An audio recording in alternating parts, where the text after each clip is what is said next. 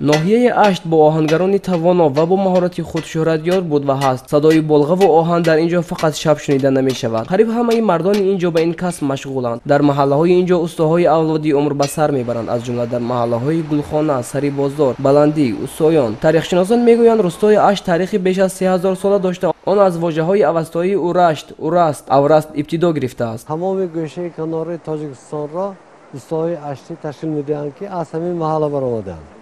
ба ғайр аз ин дар республикаи бародарии Ӯзбекистон ҳам дар ҳамаи ноҳияҳои онҷа рӯстоҳо аз Ашт мебошанд, ки аз ҳамин маҳаллаи мо маҳаллаи Усоён баромадагӣ.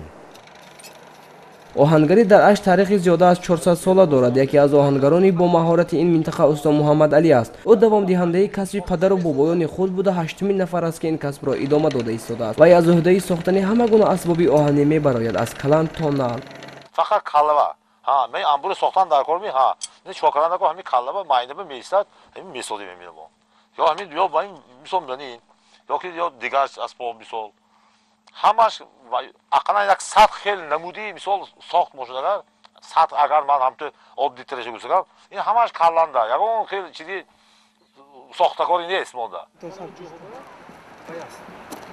ҳар дарахту бинои ин минтақа бозгӯи таърих аст. тибқи ривоёте ки солмандони ин минтақа қисса мекунанд, замони Рустами достон бо ҷумла лашкарёнаш ба ин деҳкада, ки кӯҳҳояш макони филизоти нодир буда, дар сари роҳи Абрешим қарор дорад омадааст. Рустам чанд рӯзро ин ҷо бо ҳунарманди бумӣ коваи оҳангар сипарӣ кардааст. коваи оҳангар оҳангариро дар ин ҷо ривоҷ дода ва ин касбро барои мардуми деҳкада маъмулӣ кардааст. ин аст ки зодагони ин деҳкада худро вориси коваи оҳангари афсонавӣ мешуморанд. худ кашфи оҳан ба машғул шуд.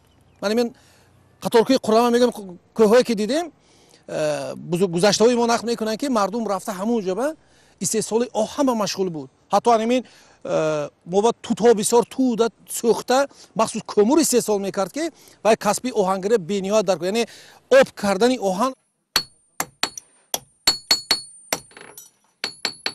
дар ин ҷо оҳангарони зиёде кору фаъолият мекунанд. ҳар кадоми усул ва нишонаи худро дорад. Сари бозор дар ин ҷо ҳар ҳафта як маротиба бозори калон мешавад. ҳунармандон ҷамъ омада намунаи ҳунарҳои худро ба намоиш мегузоранд. онҳо дар баробари намоишҳо ба якдигар гуфтугӯ намуда аз таҷрибаи якдигар огоҳ мешаванд. аҳолӣ ба ин ҷо барои харид омада ҳамчун ба пойҳои хару аспи худ наъл мекунанд.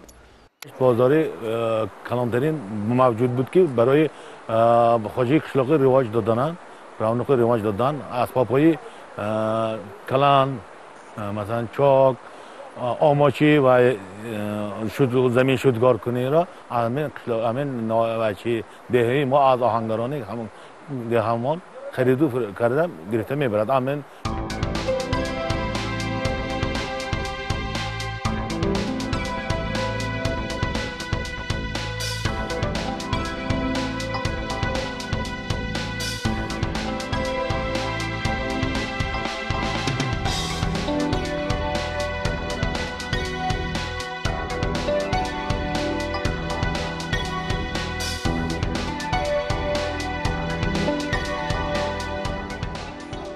оҳангарӣ ҳунари дӯстдоштанӣ ва фоидаовар аст. барои оҳангарон оҳан чизи оддӣ набуда, онҳо дар он ягон зебоиро мебинанд. барои пайдо намудани мавқеи устувор ва хубу босифат шудани маҳсулот, оҳангаронро мебояд ки аз таҳти дил кор кунанд. барои оҳангарон қувваву нерӯи зиёд лозим аст, зеро давоми рӯз онҳо гурзу болға мекӯбанд. оҳангарӣ беҳтарин ягон вақт гурусна намемонад. устоҳо мегӯянд, ки одамони танбал хуб аст, ки ба ин касб машғул нашаванд, зеро ки оҳанро бояд дар гармиаш кӯфт.